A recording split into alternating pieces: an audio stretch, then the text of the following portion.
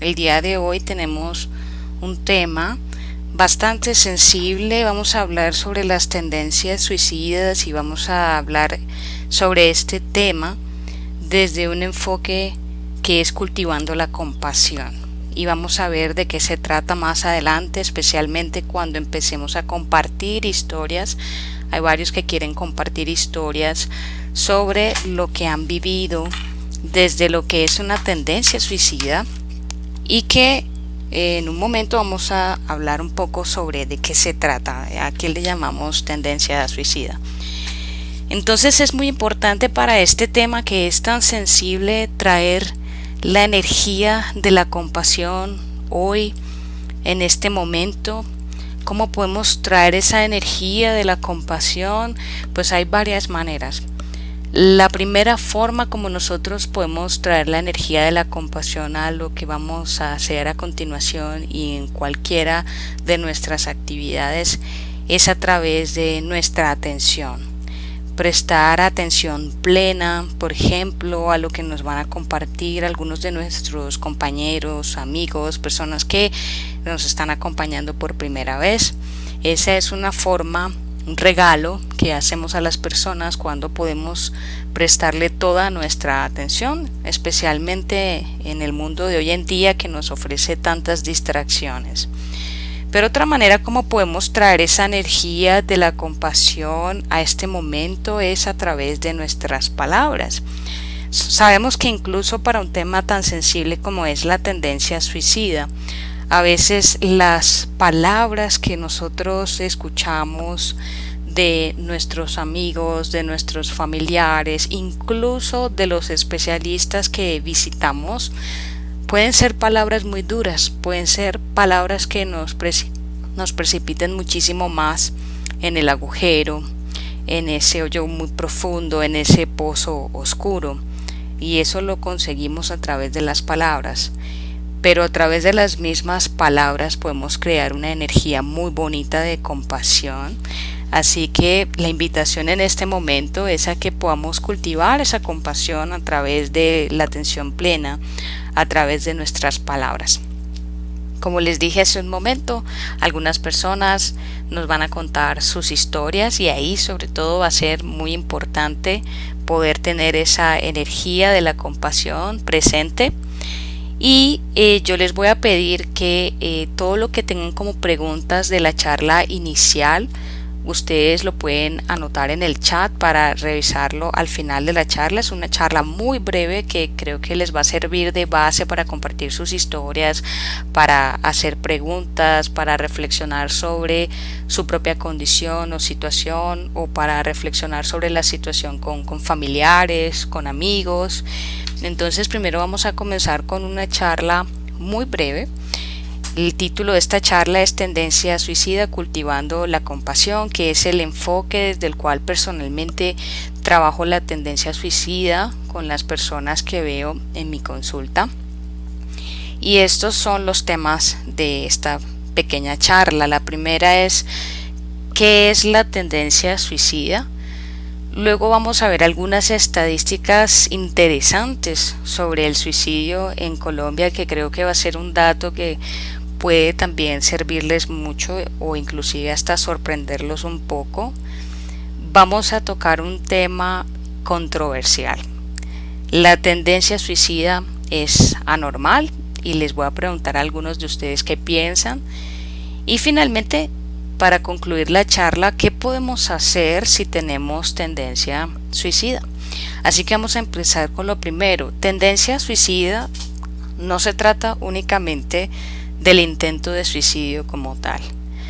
La tendencia suicida puede cubrir tres tipos de acciones: el intentar suicidarse con múltiples métodos. Hay algunos que son muy comunes en nuestro contexto, como es por ejemplo la intoxicación con algunas sustancias, la asfixia, diversos tipos de asfixia.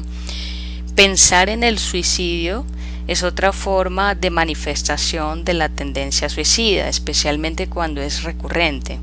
Cuando estamos, por ejemplo, trabajando con personas que tienen episodios de depresión, pensar en el suicidio se puede transformar en una forma de lograr un alivio temporal. Entonces, el pensar en el suicidio es una consecuencia que puede a su vez reforzar seguir pensando en el suicidio. Entonces yo tengo un episodio de depresión, me siento desesperada, no sé cómo escapar a la situación y empiezo a pensar en la muerte, en quitarme la vida. Y puedo inclusive fantasear sobre algunas formas de quitarme la vida, y el solo hecho de estar en mi mente pensando en el suicidio ya me proporciona una especie de escapismo mental, un alivio temporal. Pero para las personas que ya han experimentado lo que es pensar en el suicidio, saben que a corto plazo no es muy práctico, no es muy funcional. Normalmente la tristeza se agranda mucho más, la desesperación, pero es una forma en cómo tratamos de escapar un poco al dolor. De pronto no lo hacemos, pero sí lo pensamos, y es una forma en cómo logramos un alivio temporal. Planear el suicidio. Hay personas que ya después de pensar en el suicidio, cuando se ven todavía mucho más atrapadas en el dolor, en los pensamientos y en los sentimientos difíciles, y no ven ninguna escapatoria, entonces ya comienzan como tal a planearlo. Planean cuándo va a ocurrir, planean en qué situación, quiénes van a estar presentes o si lo va a hacer solo, con qué método lo va a realizar, qué va a hacer antes de suicidarse, porque algunas personas que lo planean quieren dejar algunas cosas en orden antes de suicidarse. Entonces, normalmente cuando las personas llegan a consulta y ya tienen una idea bastante estructurada de suicidio, ya saben paso a paso qué es lo que van a hacer.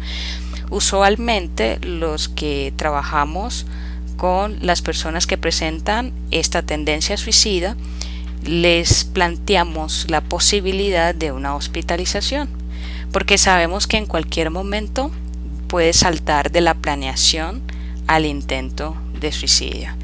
Entonces, esto es lo que llamamos a grandes rasgos la tendencia suicida, desde pensar en el suicidio, cada vez que tenemos una situación difícil o un pensamiento, a veces los recuerdos de algún trauma, si es un caso de estrés postraumático, también puede desencadenar pensamientos suicidas, el planear el suicidio y finalmente intentar suicidarse. Estas son algunas cifras interesantes sobre el intento de suicidio, porque vamos a hablar de algunas cifras sobre intento y también sobre suicidio en Colombia. Datos del 2018, estos datos son del Instituto Nacional de Salud y nos dicen cuáles son los factores de riesgo.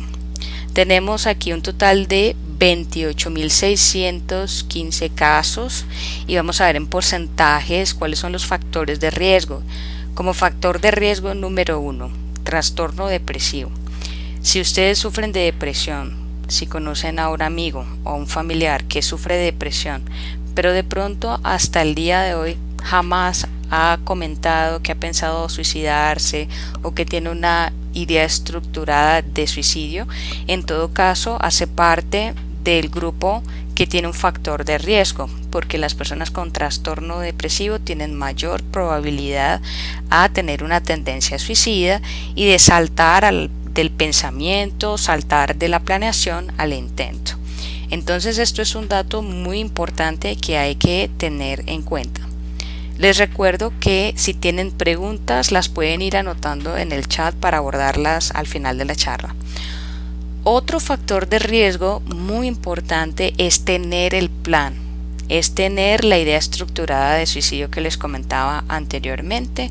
Entonces, en estos casos, cuando las personas, si tienen la fortuna de llegar, por ejemplo, a la consulta psiquiátrica o psicológica, entonces se le brinda el apoyo para que no salte del plan organizado al intento, porque muchos intentos de suicidio, pues lógicamente pueden haber estado precedidos por un plan, aunque hay que decir que puede haber casos de intento de suicidio impulsivo. especialmente cuando hay ciertos contextos como una discusión de pareja, un problema familiar muy importante. Entonces no necesariamente ya tenía un plan, puede haber actos impulsivos de suicidio también.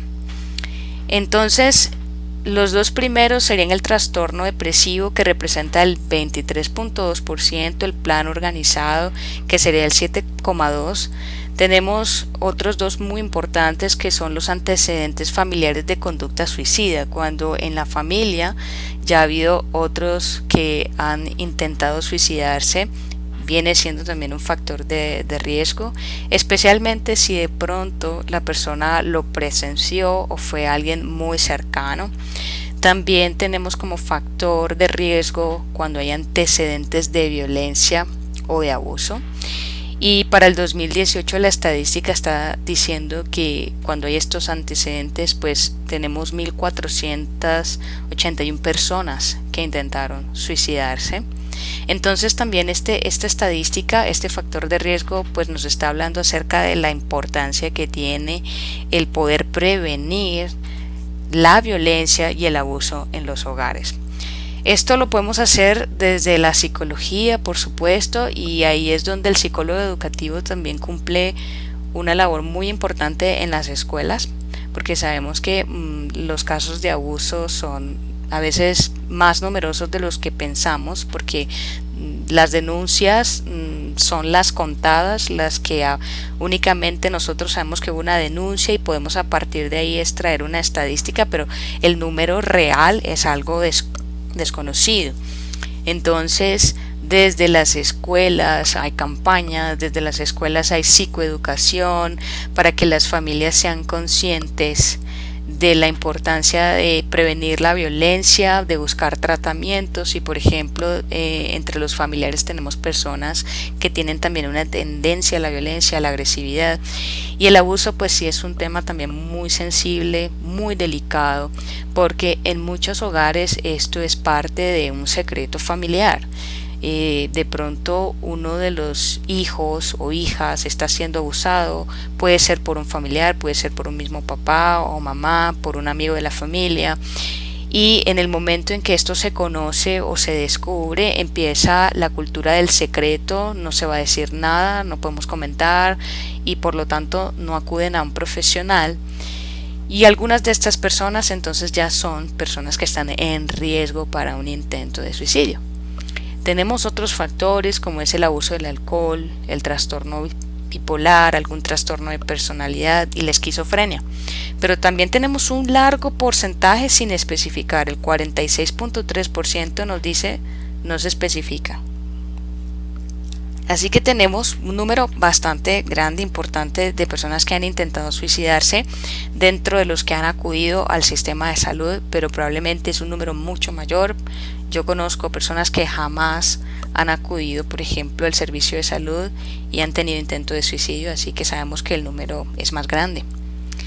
Y vamos a ver otro dato interesante sobre los suicidios en Colombia que nos debe llevar a una reflexión importante.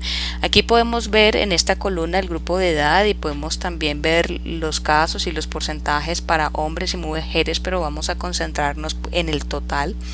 Nos vamos a dar cuenta que los porcentajes más altos, por ejemplo el 14.5 hasta el 11.6, y podemos contarlos si queremos hasta el 8.12, estamos hablando que un porcentaje, casi la mitad de los casos se presentan entre la edad de los 20 a los 39 años. Entonces estamos hablando que las personas que estamos entre los 20 y a los 39 años son las personas que por lo general cometen suicidio. Pero luego vamos a tener aquí un número interesante que está muy cercano al 10%, que es el grupo de edad de los del 45 a 49 años de edad. Pues es un rango de edad muy sensible, hay muchos cambios durante esta edad. Por ejemplo, en este momento yo tengo personas que se quedaron sin empleo y están justamente en este rango de edad, 45, 49 años de edad. Y la preocupación más grande para estas personas después de haber perdido el empleo es la probabilidad que tienen de volver a conseguir otro, teniendo en cuenta que en nuestro país hay un prejuicio muy grande hacia las personas que se encuentran en este rango de edad. Así que, pues, desafortunadamente sí es un motivo de preocupación y en ese sentido ya sabemos pues cuáles son los grupos de edad donde tenemos más personas que cometen suicidio, y aquí estamos hablando obviamente de las personas que han fallecido porque han cometido suicidio. Y también sabemos que el suicidio es algo que a nivel global está aumentando también entre niños y adolescentes. Eso nos está hablando algo sobre la cultura, algo está pasando en la sociedad de hoy en día. Pero también vamos a ver en el caso de nuestro contexto colombiano cuáles son las razones más comunes del suicidio. Y aquí también tenemos algo muy importante sobre lo cual reflexionar. Las dos primeras causas más importantes, porque entre ellas suman más del 50%, si nos miramos aquí, enfermedad física o mental es el 28.35% y el conflicto con la pareja o con la expareja es el 25.04%. Entonces, luego tenemos también en porcentajes muy altos razones económicas y el desamor. Ahora yo quiero que ustedes se imaginen a una persona que tiene una enfermedad física o una enfermedad mental, pero además perdió el trabajo y a raíz del estrés de no tener dinero suficiente tiene conflicto con la pareja y rompen, que sería el desamor.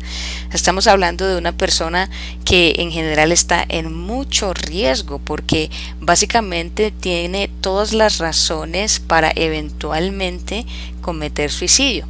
Pero por supuesto no todas las personas que presentan cualquiera de estas condiciones, enfermedad física o mental o conflicto con la pareja o expareja o razones económicas o desamor, no todas las personas que presentan estas situaciones se suicidan. Entonces la pregunta interesante que uno se puede hacer es ¿por qué algunos sí y otros no? Hay personas que tienen una enfermedad mental y tienen problemas con la pareja y nunca han intentado suicidarse. Ese es un dato bastante curioso. O tienen cualquiera de las combinaciones. Pueden tener una ruptura amorosa y además enfrentar una situación, una crisis económica importante y jamás se les ha pasado por la mente quitarse la vida. Entonces, estos son datos a tener en cuenta muy interesantes que nos llevan además a una pregunta importante. ¿Será que la tendencia suicida, que recuerden, se trata sobre el pensamiento suicida, quiero morirme, no soporto más esta situación, la idea estructurada de suicidio, voy a hacer paso A, B y C para suicidarme, y el intento de suicidio, todo esto comprende la tendencia suicida? Y viene una pregunta muy sensible y es si lo consideramos como algo anormal. Y me gustaría que alguno de ustedes, si quieren voluntariamente, expresen su opinión sobre este punto. ¿Consideran que la tendencia suicida es algo anormal? Hola, profe. Hola. Eh, pues yo opino que es mm, muy, ¿cómo decirlo? Como muy normal, porque pues muchas personas pasan por todo ese tipo de problemas que mencionaste anteriormente, como que no lo haces, pero inconscientemente tienes una tendencia a tener pensamientos negativos y eso Sí. te puede empujar incluso mucho más fuerte, te puede impulsar mucho más allá, a tener como una tendencia suicida, por así decirlo, porque no muchos se enfrentan de la misma forma a lo que tú vas a enfrentar. Ok. Entonces es complicado. Entonces, para ti, Pero pues, Sebastián, la tendencia suicida no es anormal. Podríamos, según tu ujú, perspectiva, es normal. sí, es normal, por Ok. así decirlo. Vale, interesante. Hay que decir que no es la opinión de la mayoría de las personas. Ahorita les cuento una anécdota, pero me gustaría saber si alguien más tiene alguna opinión. ¿Es anormal la tendencia suicida? Yo quisiera hablar. Sí, por supuesto. Buenas tardes. Eh, no soy una persona que tenga pensamientos suicidas, pero sí creo, es decir, cuando uno desconoce estos temas, sí piensa que una persona que tenga este tipo de pensamientos, o sea, uno los ve como anormales. Entonces creo que es importante, eh, sería bueno que todos conociéramos acerca de estos temas porque uno conoce personas cercanas, amigos, familiares que pasan por esta situación de pensamientos suicidas y uno no lo ve como algo normal y eso hace que hasta lo rechace o no sepa manejar este tipo de situaciones cuando se presentan. Pati, tú mencionas algo muy interesante y quiero preguntarte, ¿a ti te parece que la tendencia suicida es anormal o que es la persona la que es anormal? ¿O las dos? No creo que sea normal ninguna de las dos. Lo que pasa es que eh, lo que te decía, como muchas veces uno no sabe de este tema, o lo digo por mí, yo no sé mucho de este tema, entonces eso lo lleva a uno a pensar equivocadamente que tener estos pensamientos suicidas es algo anormal. Entonces lo primero que uno piensa es esta persona está enferma, está loca, bueno, en fin. Uno tiene ese tipo de pensamientos por la misma ignorancia que uno tiene sobre el tema. Entonces, Esa es una pregunta muy personal, ¿vale? ¿Tienes en tu vida alguien cercano con tendencia suicida? sí, sí, una persona muy cercana y pues como yo no conocía de estos temas, a mí me ha costado bastante como entender y manejar las situaciones, porque no es fácil cuando, cuando uno es, digamos, novato en estos temas. De acuerdo. Bueno, espero que en esta charla puedas conocer, aparte de los datos que ya hemos mencionado, formas de abordar la tendencia suicida, especialmente con esta persona cercana que tú nos comentas. Entonces ya vamos a entrar justamente en este punto. ¿Qué podemos hacer si tenemos tendencia suicida? Pero también podemos decir qué podemos hacer si conocemos a alguien que tiene tendencia suicida. Y lo primero tal vez que quiero traer en este punto a colación es la paciencia. Si ustedes tienen tendencia suicida o conocen personas con tendencia suicida, saben muy bien que es muy fácil perder la paciencia, porque la tendencia suicida es algo que se manifiesta no una vez, sino puede manifestarse muchas veces. Entonces, por eso el primer punto que quiero traer en este momento es crear o fortalecer las redes de apoyo.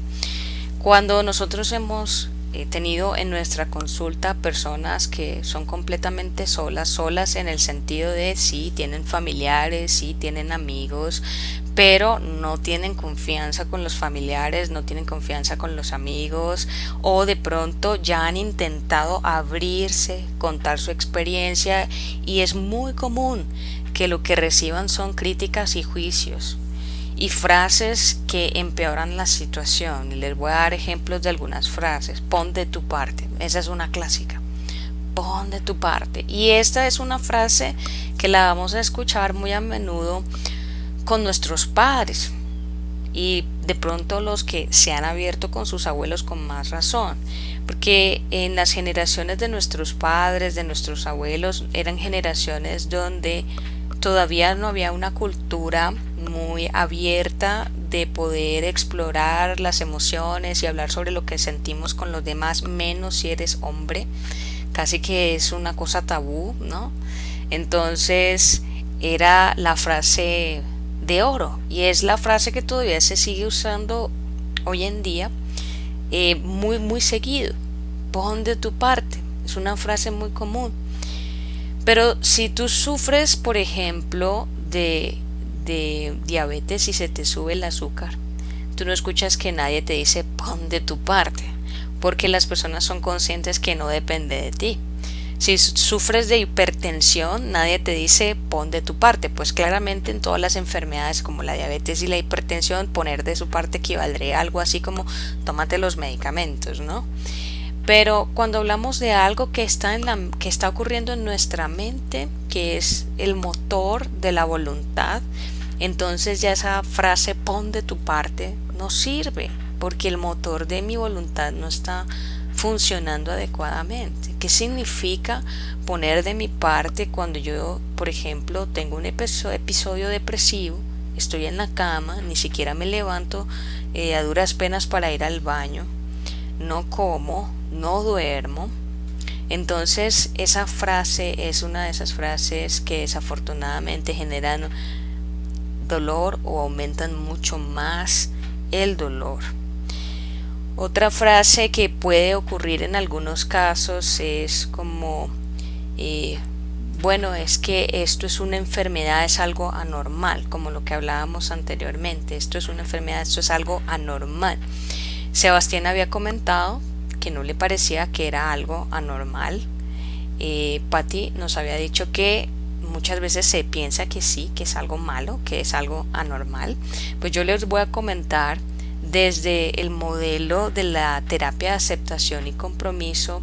Nunca usamos de hecho las palabras normales y anormales porque no es un enfoque que realmente ayude en la práctica cuando tú dices que algo es normal o anormal. Más bien son etiquetas que lo que hacen es estigmatizar a las personas. Entonces desde el enfoque de aceptación y compromiso nosotros más bien decimos esto es funcional o no es funcional, es práctico o no es práctico, y les voy a dar un ejemplo. Digamos que la tendencia suicida es que la persona ha intentado ya suicidarse 2 o 3 veces. Entonces le preguntamos a la persona por los motivos. Los motivos pueden ser un problema de pareja o problemas con la pareja, y queremos ver si esa tendencia suicida es funcional o no. Entonces le preguntamos a la persona cómo le ha ayudado esto a corto plazo. Algunas personas se abren mucho y dicen, bueno, cuando yo me he intentado suicidar, mi pareja es mucho más cercana, ya no está tan fría conmigo, ya se comunica mucho más, soy el centro de atención para mi pareja, así que a corto plazo tiene una función el intento de suicidio, porque nos acerca más a las personas que nosotros amamos. Pero cuando le preguntamos a la persona, bueno, y a largo plazo, ¿qué sucede a largo plazo con la tendencia suicida? Y la mayoría de las personas, si no todas, contestan que a largo plazo no les alivia el dolor. A largo plazo el dolor se incrementa.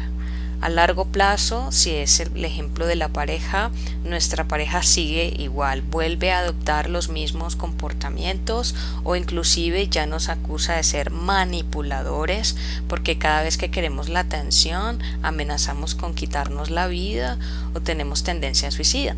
Entonces no hablamos de la tendencia suicida, es anormal, pero podríamos decir que no es un comportamiento funcional porque a largo plazo nos aleja más de lo que realmente queremos y nos acerca a lo que no queremos. En este caso de la pareja, por ejemplo, la tendencia suicida puede crear conexión a corto plazo y de pronto a largo plazo desconexión.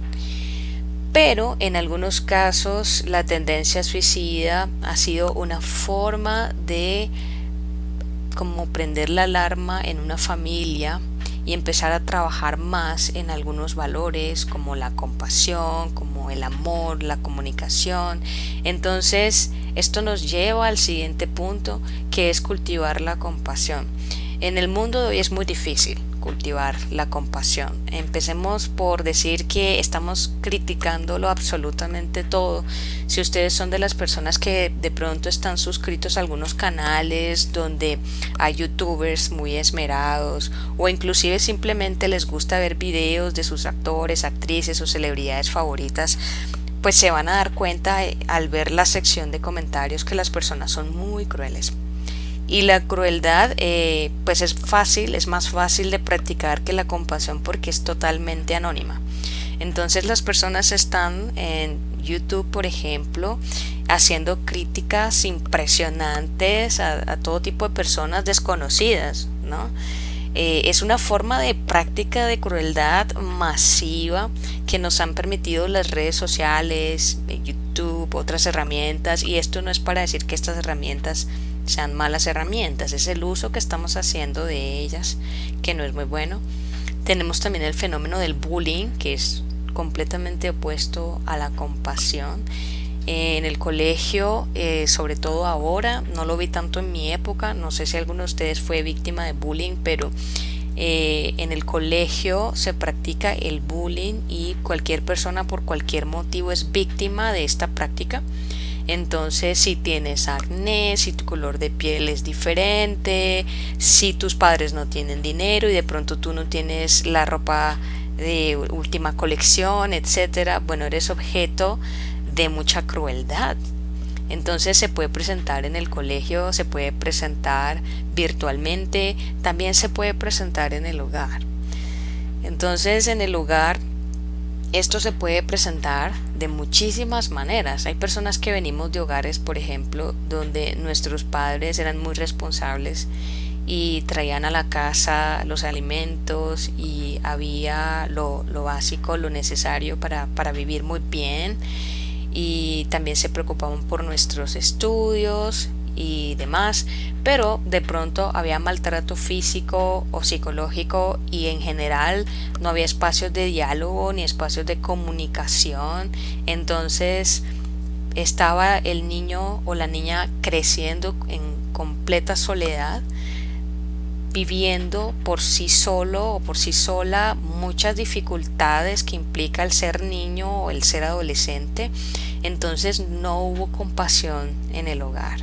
Y déjenme decirles que cuando no hay ese amor y esa compasión desde que somos muy pequeños, a veces o muy frecuentemente puede ocurrir que la persona no aprende a tener relaciones sanas más adelante con amigos, con la pareja, y esto es algo que empieza desde uno mismo.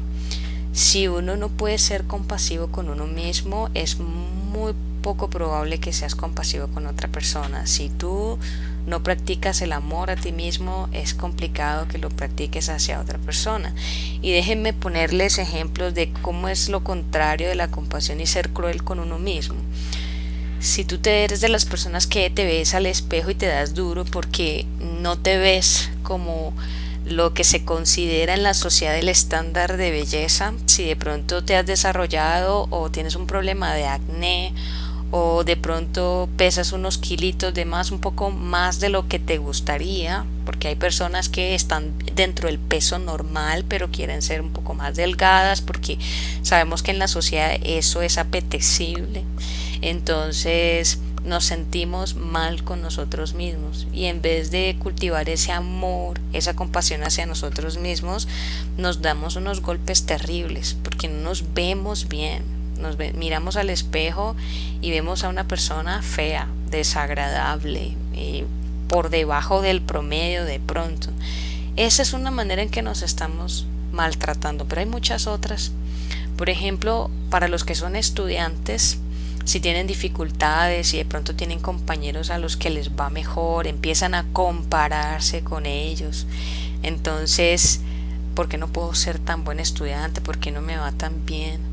Y eso es, bueno, una forma suave de ponerlo. Tengo estudiantes, por ejemplo, que sí utilizan palabras mucho más fuertes. Soy bruto o soy bruta, soy estúpido o soy estúpida y no me entran las cosas. Entonces, todo esto es obviamente lo contrario de cultivar la compasión y saltar de este odio y rechazo hacia uno mismo a una tendencia suicida puede ser muy fácil.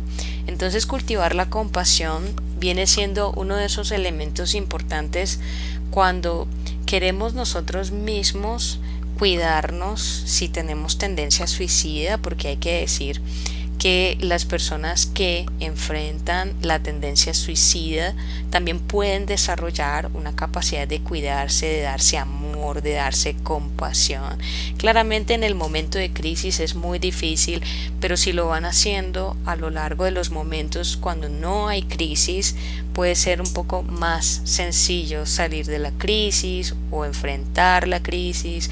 Entonces este elemento de la compasión se vuelve muy importante. En nuestros hogares ya tenemos a nuestros padres que no saben qué hacer, que no saben qué decir, que nos dicen pon de tu parte. A la pareja que nos dicen no, pues terminemos porque yo realmente no sé qué más hacer. Llega a un punto de desesperación muy grande donde no está presente esa energía de la compasión. No vamos a juzgarlos. Es natural, es muy normal que las personas no sepan qué hacer cuando tienen a alguien cercano con tendencia suicida. ¿Por qué? Nadie nos enseña acerca de esto, a pesar de que el suicidio es un fenómeno que está aumentando cada vez más en el mundo. Uno lo escucha en las noticias, ve artículos en internet, pero nadie te dice, bueno, ¿y si yo tengo un familiar, un amigo, mi pareja que tiene tendencia suicida, o si soy yo mismo o yo misma, qué puedo hacer? Y lo que sí hacemos, en cambio, es generar una energía de mucha crítica, de mucho juicio, de mucha crueldad. Y pues con eso solamente estamos aumentando el dolor y aumentando la probabilidad de que lleguemos al intento de suicidio. Otra forma de ayuda son las sesiones de psicoterapia y psiquiatría. En la psicoterapia tenemos varios modelos, varias escuelas, entonces hay personas que pues les gustan los terapeutas psicoanalíticos, otros les gusta más lo práctico, entonces les gusta el cognitivo conductual, o les gusta el modelo sistémico, o les gusta la aceptación y compromiso, y probablemente para varios de los que están aquí presentes lo que estoy diciendo puede ser la primera vez que lo estén escuchando y no saben cuál de estos modelos puede ser más efectivo. Pues hay que decir que en lo que tiene que ver con temas de suicidio, la literatura científica avala mucho la terapia de tipo cognitivo-conductual y de aceptación y compromiso. Así que si ustedes tienen, por ejemplo, familiares, amigos, parejas que tienen tendencia suicida y quieren sugerir una intervención psicoterapeuta, puede ser alguno de estos dos modelos, ya sea para intervenciones breves o para intervenciones más largas, porque incluso las breves se ha comprobado científicamente que pueden ser muy efectivas para problemas bastante complejos, tan complejos como es la tendencia suicida. En lo que tiene que ver ya con la parte psiquiátrica, bueno, en psiquiatría el manejo farmacológico puede ayudar a muchas personas. El manejo farmacológico puede ayudar a que las personas que tienen crisis agudas, donde están a un pelo de intentar el suicidio, se puedan, digamos, entrar un poquito más en una calma de sus emociones, sobre todo de lo que es la tristeza profunda, la angustia, la desesperación. Cada vez los fármacos van evolucionando para generar menos efectos secundarios, pero todavía tenemos fármacos que generan aplanamiento emocional. ¿Qué significa eso? Significa que la persona comienza a tomarse los medicamentos y efectivamente se siente menos angustiada, menos deprimida, pero va descubriendo con el paso de las semanas que no siente otras emociones positivas que normalmente sentía. Entonces, si esa persona disfrutaba salir a pasear al perro, ya no siente alegría al hacer eso. Si era una persona que disfruta de la comida, ya no disfruta como antes. Muchas se quejan de que pierden el apetito sexual, es una queja recurrente y eso también trae conflicto de pareja. Otras se quejan dependiendo del tipo de fármacos. Hay fármacos que generan, por ejemplo, aumento de peso. Entonces el aumento de peso viene entonces a añadirse a todos los problemas que estaban antes, porque si es el caso de la mujer, donde la autoimagen es uno de los temas más importantes, entonces ahora soy gorda y ahora me deprimo más. Hay fármacos que generan trastornos del sueño, entonces ahora el psiquiatra te envía, además del fármaco antidepresivo, te envía un fármaco para que puedas dormir, entonces ya no es uno, sino 2 fármacos. Y hay que decir que a algunos les funciona bien. No hay que de ninguna manera satanizar cualquier ayuda que se pueda recibir, pero sí hay que estar muy pendientes de cuáles son los efectos, porque si ustedes revisan un poco la literatura e incluso cacharrean un poco en internet y en las mismas cajas de los medicamentos, hay medicamentos con lo que llaman efecto paradójico. ¿Qué quiere decir eso? Es un antidepresivo, te lo envían porque estás deprimida, ya has tenido un intento de suicidio y resulta que después de un tiempo de estar tomándolo te aumenta la tendencia suicida en vez de disminuirla. Entonces, por eso los psiquiatras, los que son muy juiciosos, siempre dicen lo que te sientas, incluso dan su número de WhatsApp, me escribes, me llamas. ¿Por qué? Porque ellos conocen que los medicamentos pueden tener estos efectos paradójicos y cuando ocurren es necesario retirar el medicamento y cambiarlo por otro. Casi que se vuelve una cosa como de ensayo y error hasta que consiguen la molécula que le funciona al paciente. Tengo personas que han trabajado durante años con psiquiatría, con psicología, que llevan mucho tiempo tomando medicamentos de todo tipo, porque ya cuando llevan un tiempo con un medicamento ya no les funciona, hay que cambiarlo, entonces ya han probado de todo, ya son expertos en el tema porque ya han probado muchas cosas.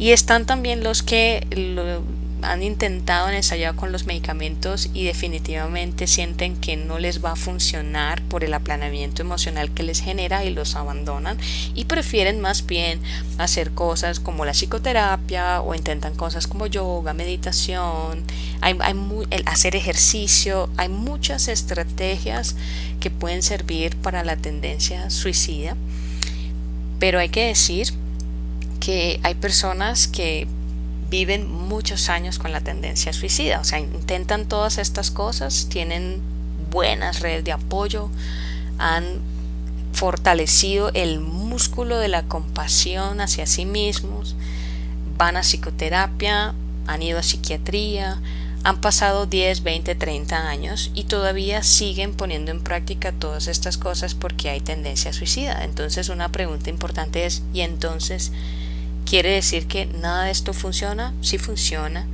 en la medida en que la persona tiene un menor riesgo de intentar el suicidio. Pero los pensamientos suicidas aparecen de vez en cuando, de pronto ya no lo hacen tan seguido como hace 5 o 10 años, pero de vez en cuando aparecen. Hay personas que ya no tienen pensamientos suicidas o ya saben cómo trabajar con sus pensamientos suicidas porque también hay técnicas para trabajar con los pensamientos suicidas. Pero estos son como 3 categorías muy grandes porque dentro de cada categoría hay cosas que podemos hacer. Ustedes ven en crear o fortalecer las redes de apoyo, pues ven a una pareja y ven a un caballo. Me gustó esa fotografía porque hay personas que a veces me han comentado que una de las razones por las cuales no se han quitado la vida no es de pronto una persona, sino la mascota, el perro, el gato, cualquier mascota que tengan. Entonces a veces hay terapias con animales para las personas que tienen episodios depresivos y eso es muy importante, que podemos incorporar en nuestras redes de apoyo no solamente a las personas, sino a la naturaleza, a los animales, y en muchos casos puede ser algo bastante efectivo. Entonces yo les había comentado en el correo sobre este libro que se llama La trampa de la felicidad. Es un libro que es bastante famoso, es del Dr. Harris y les quiero contar muy rápidamente cuál es la historia de este personaje. El Dr. Harris es médico y durante muchos años se dedicó como tal a la medicina. Tenía pues un estatus social bastante alto por su profesión.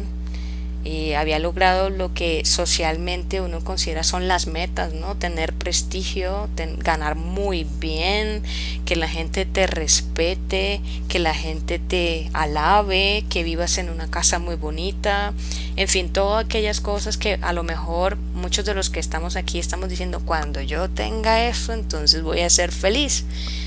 Pero resulta que Harris, como muchos de sus pacientes, era una persona que estaba experimentando ansiedad, depresión e incluso tendencia suicida.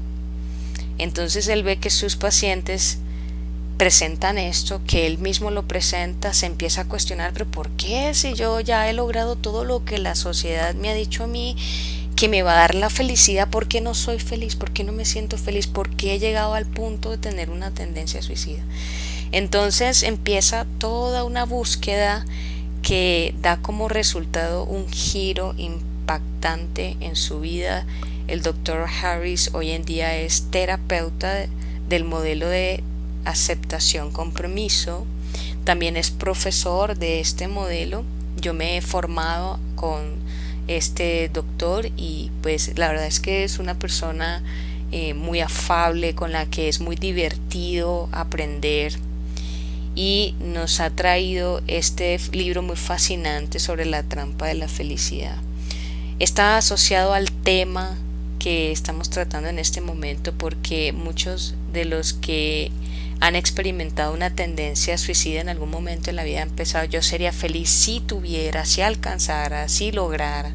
Entonces este libro tal vez puede llegar a darnos ideas bastante contraintuitivas, pero muy interesantes acerca de por qué esto es una trampa, estar buscando la felicidad, y cuál podría ser la alternativa.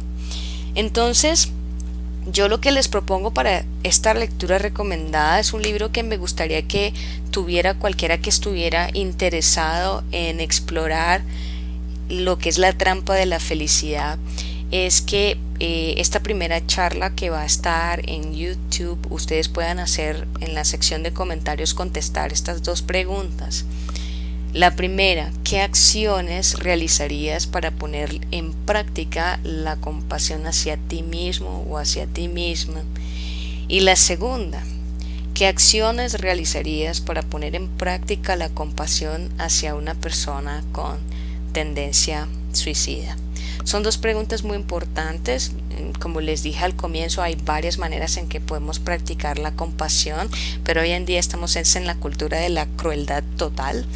Entonces sería muy interesante que ustedes en el video pudieran compartir para que otras personas también puedan aprender cómo practicar la compasión. De pronto ya lo han hecho y lo pueden compartir, o de pronto son ideas que tienen en mente que pueden empezar a poner en práctica. Esto es algo que pueden empezar a poner en práctica hoy, ahora.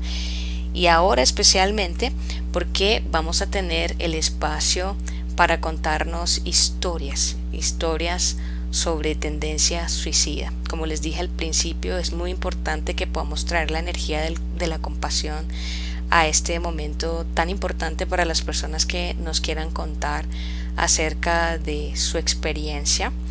Puede llegar a suceder, es muy común, que en medio de contar nuestra historia nos podemos quebrantar un poco, llorar, y esto es algo muy normal, pero además es bastante sano.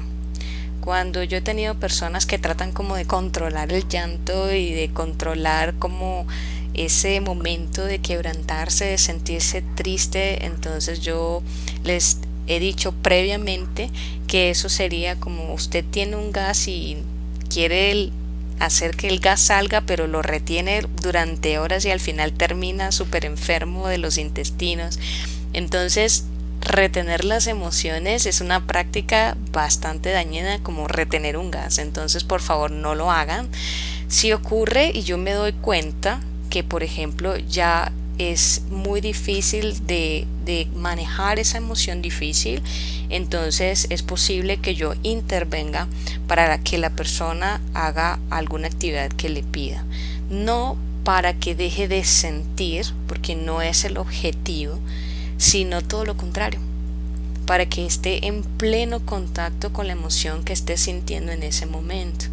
Y esto es algo interesante porque las personas que han tenido o tienen tendencia suicida quieren dejar de sentir dolor, quieren dejar de estar tristes, quieren dejar de estar deprimidos, y no son muy efectivos, no lo logran y no saben muy bien por qué. Claro está, eso sería algo para hablar en otro capítulo, pero lo importante es que una de las cosas paradójicas sobre nuestras emociones es que si nosotros tenemos sentimientos o pensamientos difíciles y les abrimos la puerta, y hacemos contacto con ellas y las exploramos, eso tiene un efecto transformador. Lo que pasa es que la mayoría de las personas no conocemos ese efecto transformador porque cuando tenemos los sentimientos y las emociones difíciles, lo que hacemos es salir corriendo. Entonces jamás descubrimos ese efecto